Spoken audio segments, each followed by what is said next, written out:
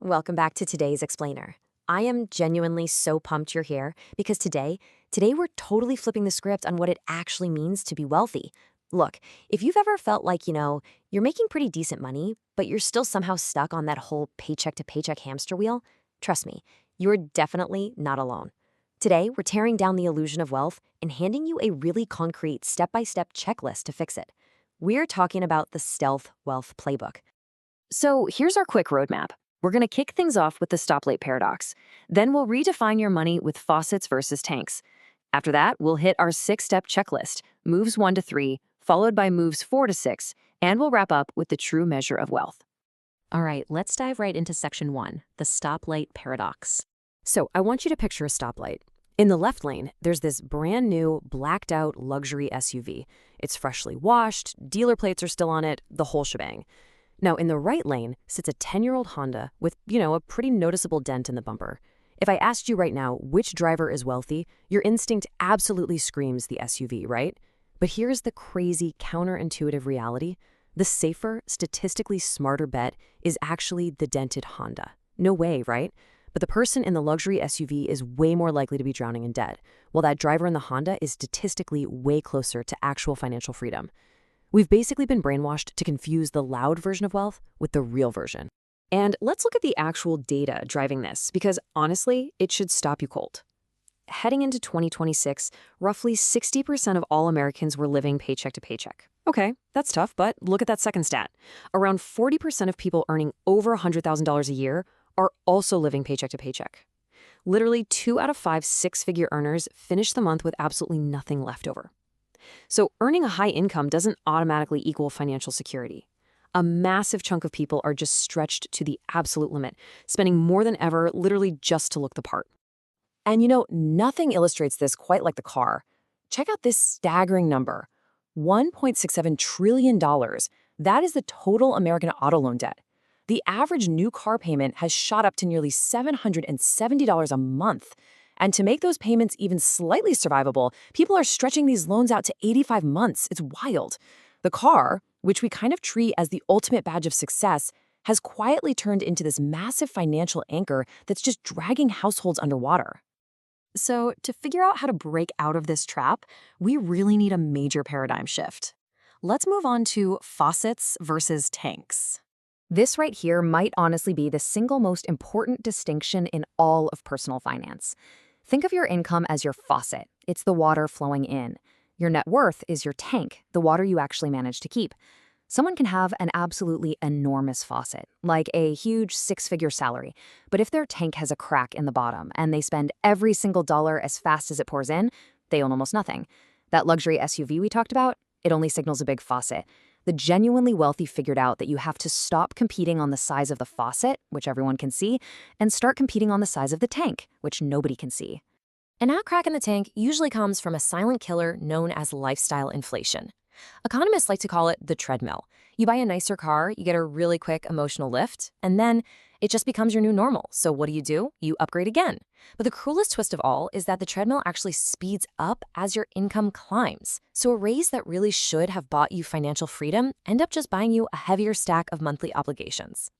Okay, so the absolutely crucial points here is, how do we stop this treadmill? How do we actually build up that tank? Let's get right into the step-by-step Stealth Wealth Playbook, starting with our first 3 moves. These are basically the foundational actions of the quietly wealthy. Move 1, decouple your income from your identity. Basically, when your income rises, you hold your lifestyle completely steady. Move 2, make saving automatic. And move 3, apply extreme patience and drive it till it functionally dies. Let's break these down a bit. Now, what's really interesting here is the stark contrast between relying on willpower versus relying on environment design. Willpower is just a terrible long-term plan, right? Because it fails the second you're tired or stressed or hungry.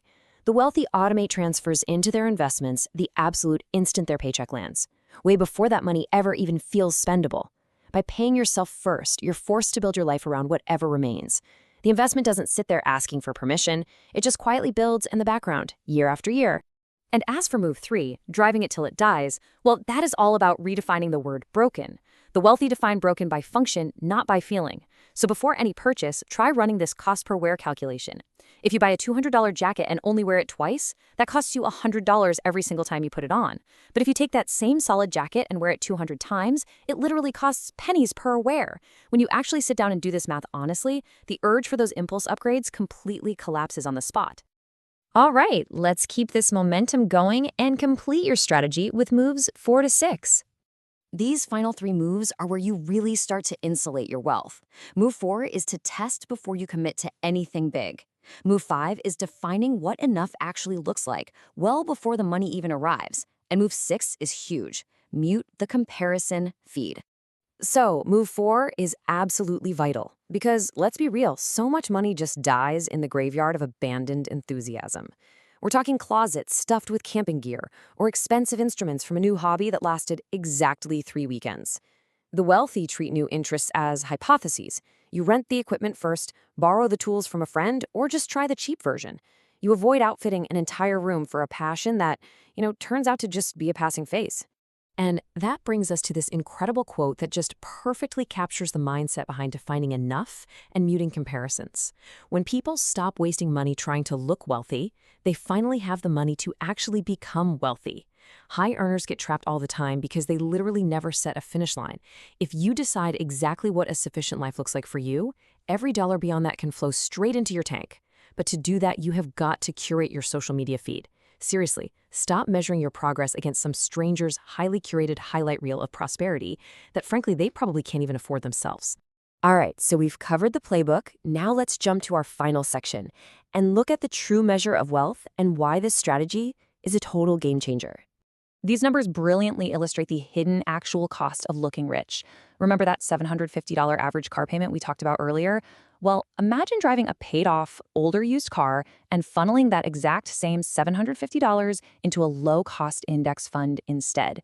At a 7% return, that habit grows to over $100,000 in just 10 years.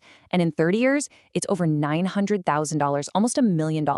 So the choice wasn't just nice car or boring car. The real choice was a nicer car right now or close to $1 million later. Every single dollar you lock into looking wealthy is a dollar that can never go to work actually becoming wealthy.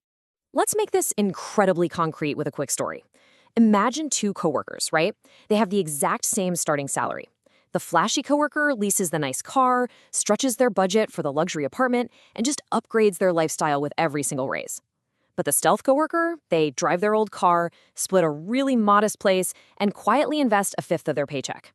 For years, literally years, the stealth worker looks like they're totally falling behind. But then a recession hits. Layoffs are announced. Suddenly, the flashy coworker is absolutely desperate, forced to take any job on any terrible terms because their payments never paused. But the stealth coworker, they have this massive deep cushion. They can actually breathe, turn down the bad job offers, and negotiate with full leverage. When the ground shifts underneath them, that invisible gap becomes the entire story. Because at the end of the day, true wealth is not a fancy logo on a hood. True wealth is optionality. It's the freedom to walk away from a job that absolutely grinds you down. It's the freedom to take time off for a family emergency without panicking. It's the power to say no to money that compromises your beliefs. And those choices, they're only available to the people who build a massive gap between what they earn and what they spend. The genuinely wealthy figured out a very long time ago that the goal was never to look rich, the goal was always to be free. And freedom is quiet. So the very next time you feel that pull to spend money just to prove something to people who aren't even really watching, I want you to remember that stoplight. At the stoplight of life, are you going to be the driver drowning in debt inside the shiny SUV, or are you going to be the driver in the dented Honda who actually holds the keys to their own freedom? Well, it's your move. Thank you guys so much for joining me on this explainer, and I will catch you in the next one.